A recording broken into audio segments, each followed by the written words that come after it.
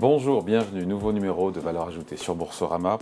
Aujourd'hui, on vous parle des fonds obligataires à échéance qui retrouvent du lustre du fait de la remontée des taux d'intérêt. Bonjour Jean-Marc. Bonjour David. Bon, certains doivent se dire, mais qu'est-ce qu'il nous raconte là, il délire le journaliste, la valorisation des fonds obligataires, on le sait bien, a dégringolé avec la remontée des taux d'intérêt. On sait que c'est une année catastrophique pour les obligations qui ont perdu en moyenne, je crois, 15%, ce qui est du quasi jamais vu. Donc c'est vrai, les fonds obligataires ont trinqué, mais ce n'est pas notre sujet. Mais je désamorce en disant quand même qu'on ne parle pas de la même chose. Alors, on parle de la même chose, mais pas de la même structuration. Exactement.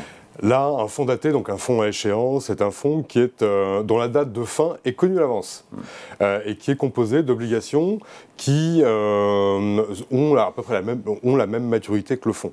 Et ça, c'est contrairement à un fonds ouvert obligataire classique, un fonds mutuel, une SICAV, un FCP, où là, c'est un fonds qui est ouvert sans date de fin, créé pour 99 ans, et où le gérant achète tout le temps, alors que là, un fonds daté, le gérant, il va acheter des obligations de la même maturité que le fonds, et il va faire plutôt du buy and hold, c'est-à-dire plutôt du portage, sans trop toucher au portefeuille, sauf s'il y a des réajustements à faire et éventuellement un risque de défaut qui apparaîtrait. Mais c'est vraiment des fonds qui sont beaucoup plus statiques. Voilà. Et donc, à l'entrée, quand vous achetez un fonds daté, en fait, c'est comme acheter une obligation classique. Sauf qu'une obligation classique, en général, les coupures, c'est au moins 100 000 euros. Donc, si vous voulez faire un portefeuille diversifié d'obligations avec 50 lignes, recul, ça fait au moins 5 millions d'euros. Donc, c'est pas accessible, c'est accessible à pas grand monde, en fait. Là, en fait, ça réplique une obligation, c'est diversifié et c'est surtout accessible à tout le monde avec un droit d'entrée, enfin une coupure d'entrée qui est à peu près de 1 000 euros, ou même moins parfois. Voilà, et donc l'idée c'est de porter, de conserver jusqu'à l'échéance pour avoir cette visibilité. Et finalement, quand on rentre sur un fonds obligataire à échéance ou un fonds obligataire daté, je pense que c'est la même chose, c'est la même appellation, on sait dès le début ce qu'on peut avoir comme performance et comme rendement. Oui, exactement. Moyennant des... Oui, alors il y a modulo les cas de défaut potentiels. On en parlera après de ça. On en parlera après. Mais effectivement, là, les paramètres sont assez connus. Tout comme acheter une obligation et la porter à échéance. Donc effectivement, là, il y a la portée à échéance, c'est très important parce que c'est ce qui explique que les fonds obligataires ont perdu en moyenne 15% depuis le début de l'année, c'est que du fait de la remontée des taux d'intérêt, il y a un mécanisme de balançoire entre les taux d'intérêt et la valorisation de l'obligation, et donc qui dit taux qui remonte dit cours de l'obligation et des portefeuilles obligataires qui baissent. Mais là, nous, on rentre sur des niveaux de taux qui sont d'ailleurs plus élevés. C'est là où c'est intéressant en termes de momentum de s'intéresser aux fonds à échéance, fonds obligataires à échéance, c'est que les taux d'intérêt, évidemment, ont remonté. Et donc, aujourd'hui, on a plus de rendement, c'est plus attractif qu'il y a 1 an, qu'il y a 2 ans, où on a eu même pendant 10 ans de taux très très faibles. C'est beaucoup plus attractif. On n'a pas vu ces niveaux sur la catégorie, par exemple, des obligations dites investment grade, catégorie investissement. De bonne qualité. De bonne qualité. Les Carrefour, les Orange, les Volkswagen, qui vous donnent à peu près sur une obligation 5 ans moyenne de ces noms-là, c'est à peu près du 4%, 3,5%, 4%. On n'avait pas vu ça depuis 2011-2012. Donc ça fait 10 ans qu'on n'avait pas vu ces rendements sur des obligations bien notées. Voilà, et sur les obligations mal notées qu'on appelle high yield, là c'est plus, mais il y a plus de risques. Alors là c'est entre 8 et 12%, il y a plus de risques, il y a plus de volatilité, et il y a ce risque de défaut qui est évidemment plus fort que sur cette catégorie investissement dont on parlait tout à l'heure, et donc il y a des rendements qui sont beaucoup plus élevés pour compenser ce risque, évidemment.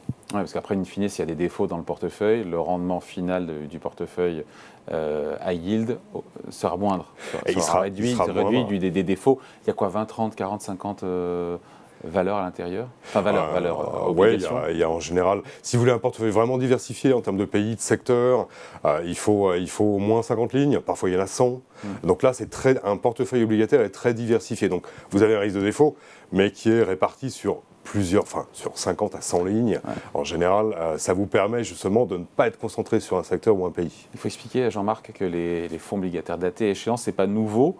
Ça existe depuis très longtemps, évidemment, mais pendant 10 ans, ils avaient perdu tout intérêt, c'est pour ça qu'on en parlait moins. Et donc, ils reviennent à la mode, on voit de plus en plus de placements de fonds fleurir, avec des rendements, on est quoi en moyenne sur 5 ans? On est autour de quoi, 5%, 5-6%? Alors, si on prend la catégorie investissement simplement, sur du 5 ans, par exemple, sur un fonds daté, vous allez avoir un rendement entre 4 et 5 avant frais. Oui, avant frais, avant fiscalité. Avant, voilà. Si vous allez sur la partie high yield, là, vous avez entre 8 et 10, voire même un peu plus. Bon, voilà. Et en même temps, ce sont des produits qui sont peu connus des épargnants.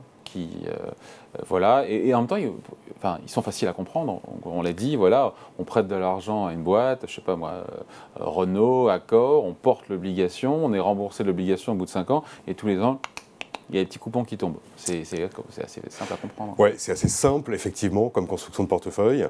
C'est assez simple de voir ce qu'il y a dedans. Et surtout, c'est des fonds qui, comme ils ont une échéance, le risque, en fait, diminue au cours du temps. Le risque de défaut diminue au cours du temps.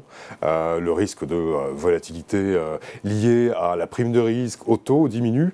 Donc, effectivement, c'est très différent d'un fonds ouvert qui est tout le temps investi sur des obligations qui, le gérant achètera dans 1 an, une obligation 5 ans, et dans 2 ans, une obligation 5 ans, etc. Alors que là, vous rentrez au départ, si vous tenez jusqu'à l'échéance, effectivement, vous connaissez pratiquement à l'avance le taux, le rendement et la performance annuelle à venir. Voilà. Sauf si, encore une fois, on le répète, sauf s'il y a défaut. Encore une fois, d'oublier de choisir des entreprises qui sont bien notées, qui sont solides financièrement. Voilà, modulo le risque crédit qui est accepté sur un niveau high yield ou investment grade. Exactement. Et là, c'est vrai que face à une récession possible, un ralentissement économique, c'est vrai que là, il y a certainement plus de visibilité sur des sociétés dites investment grade plutôt que high yield, même si on aime bien le high yield.